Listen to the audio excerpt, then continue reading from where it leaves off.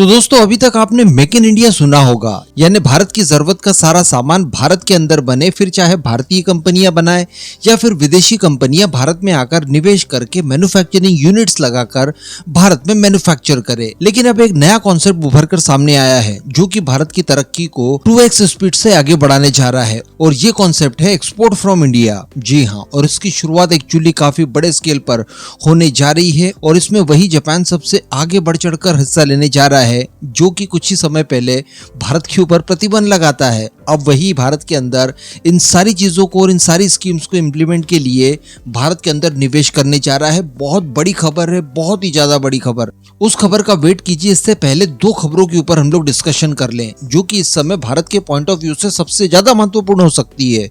लेकिन चूंकि इनको लेकर किसी तरह के कोई प्रूफ हमारे सामने निकलकर अभी तक नहीं आए थे, इस वजह से इनको लेकर डिस्कशन करना उतना सही नहीं था। लेकिन अब समय काफी ज्यादा हो चुका है, तो अब संभवतः इनके ऊपर बात कर ली जाए। सबसे पहले तो देखिए, अमेरिका और चाइना ये दोनों इस समय भारत की प्रगति में बाधा बने हुए हैं, और इसके पीछे भी अगर सबसे बड़ा कारण देखा जाए तो अमेरिका के राष्ट्रपति जो बाइडेन और चाइना के राष्ट्रपति शी जिनपिंग, ये दो प्रमुख कल्प्रिट भारत के लिए माने जा रहे हैं। लेकिन इन दो को लेकर ही कुछ ऐसी खबरें निकल कर आ रही है जिन्हें सेलिब्रेट तो नहीं किया जा सकता, लेकिन भारत के हिसाब से ये बहुत अच्छी है। पहले तो जो बाइडेन की बात कर ले। जो बाइडेन जो कि भारत में रिसेंटली बहुत हस्तक्षेप कर रहे थे, अस्थिरता लाने की कोशिश कर रहे थे, डीप स्टेट के वो चहेते माने जाते हैं, और डीप स्टेट ने भारत के अंदर पिछले कुछ समय में क्या कुछ नहीं किया हम सभी लोगों ने देखा। लेकिन अब डोनाल्ड ट्रंप की हवा ऐसी चल रही है कि वहां पर जो बाइडेन का हारना बिल्कुल तय नजर आ रहा है। ऐसी परिस्थिति में जरूरत यह है कि जो बाइडेन को राष्ट्रपति के कैंडिडेट पद से हटाकर किसी दूसरे योग्य व्यक्ति को लाया जाए, तो कम से कम ट्रंप का थोड़ा बहुत मुकाबला तो वो कर ही पाएंगे। लेकिन अगर करंट परिस्थितियों में इलेक्शंस होते हैं वहां पर, तो डोनाल्ड ट्रंप हर हाल में जीत जाएंगे। और वैसे भी हम लोग जो बाइडेन को देख ही चुके हैं, वो कैसी कैसी हरकतें करते हैं, अक्सर भ्रमित हो जाते हैं। कुल मिलाकर उनकी एज जो है उनके ऊपर पूरी तरह से हावी हो चुकी है। इस वजह से कुछ ही समय पहले उन्होंने एक स्टेटमेंट दिया था कि अगर मुझे किसी भी तरह की कोई प्रॉब्लम बताई जाती है, कोई बीमारी बताई जाती है, तो मैं खुद ही राष्ट्रपति की उम्मीदवारी से अपना नाम वापस ले लूंगा। और उसके रिसेंटली बाद उन्हें कोविड हो जाता है। तो यहाँ पर कहीं ना कहीं संकेत मिल रहे हैं कि जो बाइडेन आने वाले समय में राष्ट्रपति पद का इलेक्शन शायद नहीं लड़ेंगे, और ये भारत के लिए काफी अच्छी बात हो सकती है, इजराइल के लिए भी। और शी जिनपिंग की अगर बात की जाए तो काफी लंबे समय से वो गायब हो चुके हैं। वैसे पास्ट में भी वो सप्ताह भर के लिए या इससे कम दिनों के लिए, इससे ज्यादा दिनों के लिए अक्सर गायब होते रहते हैं। और चाइना से चूंकि कुछ भी खबरें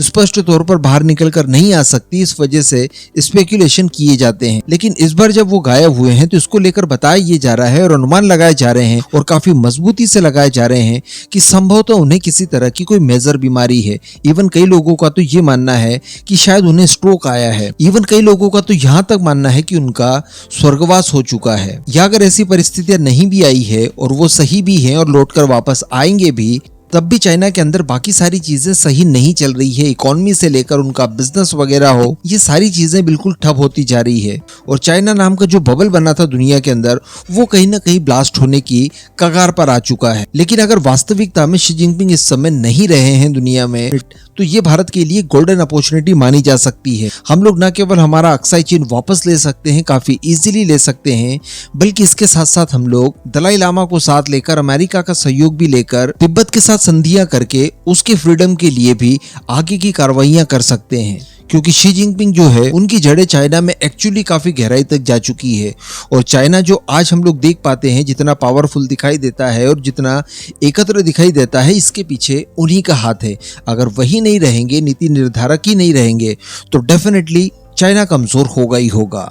अब मेन खबर की बात कर ली जाए तो देखिए, पिछले कुछ समय से लगातार हमारे जो मित्र राष्ट्र हैं, ये अपनी अपनी इंडस्ट्रीज को भारत में लाने की तैयारियां कर रहे हैं। फ्रांस अपना रफाल फाइटर जेट भारत में मैन्युफैक्चर किया जाए, इसके लिए फैसिलिटीज को शुरू करने चाह रहा है। तो वहीं पर अगर बात की जाए रशिया की, तो रशिया द्वारा पहले S-400 को लेकर बताया गया कि भारत के अंदर इनकी मैन्युफैक्चरिंग करवाएंगे। इसके अलावा Su-30 MKI की मैन्युफैक्चरिंग कराने के लिए वो लोग तैयार हैं। इसराइल के कई सारे वेपन्स वगैरह ऑलरेडी ऑलरेडी भारत में मैन्युफैक्चर हो रहे हैं। अमेरिका की भी कई सारी कंपनियां भारत में मैन्युफैक्चर करने के लिए तैयार हैं।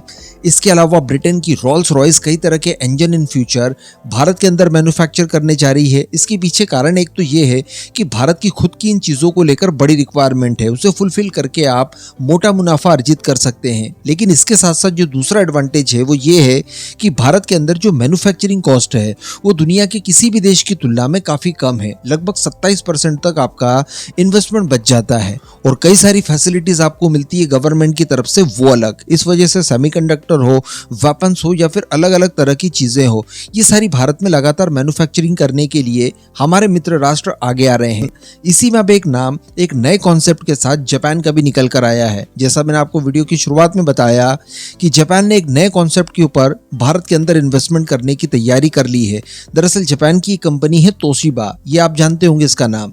इनके द्वारा भारत के अंदर निकट भविष्य में बहुत ही जल्द 10 बिलियन येन का इन्वेस्टमेंट किया जाना है और इसी इन्वेस्टमेंट के चलते ये लोग एक्सपोर्ट फ्रॉम इंडिया को बढ़ावा देना चाहते हैं। और तोशिबा की प्लानिंग यहाँ पर भारत के इलेक्ट्रिकल सिस्टम के ऊपर टिकी हुई है, यानी जहाँ पर बिजली बनती है वहां से जब दूसरे क्षेत्रों में बिजली का ट्रांसमिशन होता है उसमें, और साथ ही जो डिस्ट्रीब्यूशन होता है, इन दो सेक्टर्स में बताया जा रहा है कि तोशिबा भारत के अंदर इन्वेस्टमेंट करने जा रही है पूरे 10 बिलियन येन का। अब इस क्षेत्र में तोशिबा की एक विंग ऑलरेडी भारत के अंदर है, जिसे Toshiba transmission and distribution system India private limited के नाम से जाना जाता है। शॉर्ट फॉर्म में आपने जरूर सुना होगा TTDI। अब TTDI चूंकि भारत में पहले से ही ऑपरेट कर रही है, तो इनका उद्देश्य ये बताया जा रहा है इस समय कि फाइनेंशियल ईयर 2023 में इन्होंने डिस्ट्रीब्यूशन वगैरह को लेकर जितना काम किया है, इन सबको ये लोग 2024 से लेकर 2026 तक यानी अगले 3 सालों में लगभग 1.5 गुना करने की तैयारी में हैं। इसी वजह से ये लोग भारी इन्वेस्टमेंट भारत के अंदर करने जा रहे हैं। तो अब बताया जा रहा है कि इलेक्ट्रिसिटी के ट्रांसमिशन और उसके डिस्ट्रीब्यूशन संबंधित जितने भी इक्विपमेंट वगैरह चाहिए, एग्जाम्पल के तौर पर आप ट्रांसफार्मर को ले लीजिए, इन सभी की भारी मैन्युफैक्चरिंग ये लोग भारत में करने जा रहे हैं, जिसका इस्तेमाल भारत की रिक्वायरमेंट को फुलफिल करने के लिए तो किया ही जाएगा।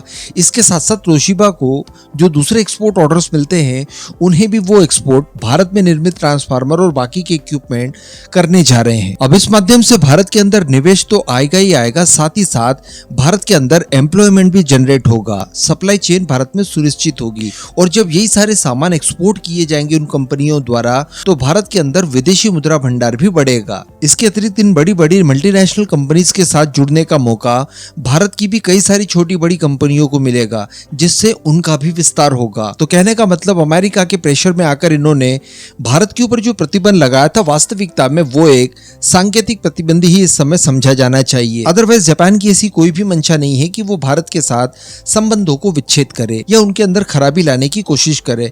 आफ्टर ऑल एशिया में वो भारत का सबसे अच्छे दोस्तों में से एक है। ऊपर से जापान और भारत के गोल्स जो हैं वो भी एक है। इसके अतिरिक्त भारत के पास इतना बड़ा मार्केट है, तेजी से बढ़ती हुई अर्थव्यवस्था है, तो इन सबका इस्तेमाल जब दुनिया भर के बाकी के देश करना चाहते हैं, इवन हमारी राइवल कंट्रीज भी इस मौके को अपने हाथों से नहीं जाने देना चाहती, तो भला जापान जैसी फ्रेंडली कंट्री अपने हाथों से ये मौका क्यों गवाएगी। और वो सारी चीजें अब दिखाई दे रही है। इस पूरे मुद्दे पर अब आपका क्या मानना है, नीचे कमेंट करके जरूर बताइएगा।